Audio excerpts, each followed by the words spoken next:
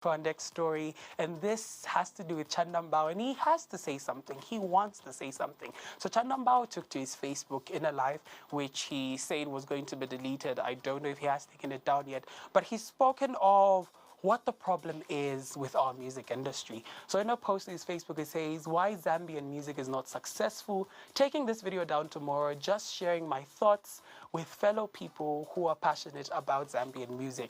I didn't just want to report what he said, so I hope you will be able to get a few things, just a little, just a dash of what he has to say. Let's listen to what Chanda had to say in this particular video.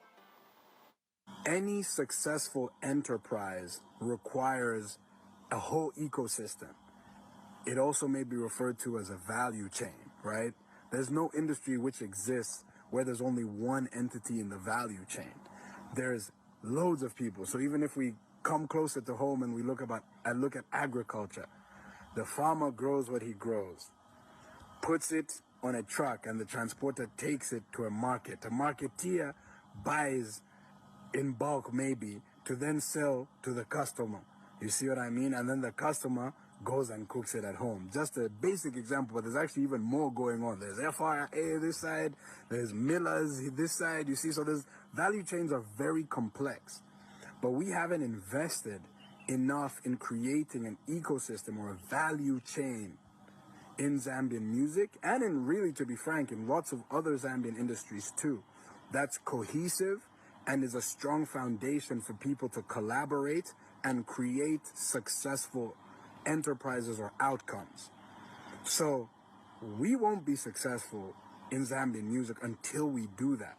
The problem is everybody's preoccupied about being the person that makes it, right? The one person that makes it. So what ends up happening is we have one success over here, one success over there.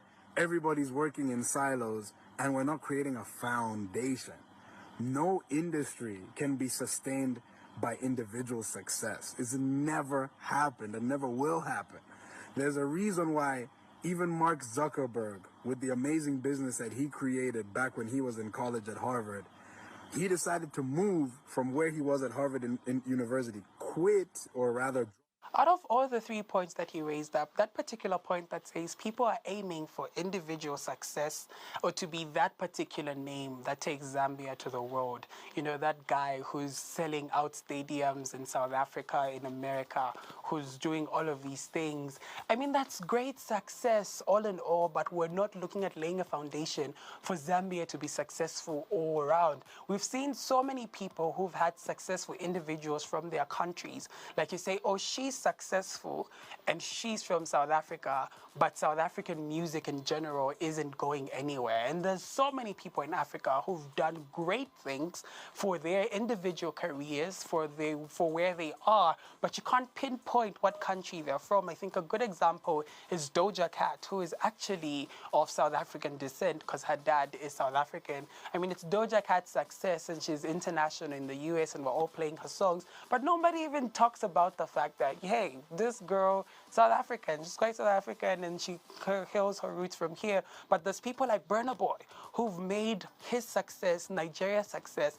And Nigerian music, it's not Burna Boy's music, it's not Davido's music, it's not Wizkid's music. It's Nigerian music all around making rounds, and that's what people are trying to tap into. That's what people are trying to become. So Chanda is saying that we haven't laid a foundation where success is just not one person, that person, and this person. And I think that's why Zambians aren't taking some of the great strides. The other Zambians for us are really, really happy with what Sampa the Great is doing and all out for Sampa. But that's why when you look at Sampa the Great and then you consider what's currently happening in the country, there's quite a detach. I mean, not so many people know her in the country, but she is a huge export and great music and great visuals and has a fan base in Australia and globally. And, you know, her sound is being used in Ozark international series. this groundbreaking series on Netflix.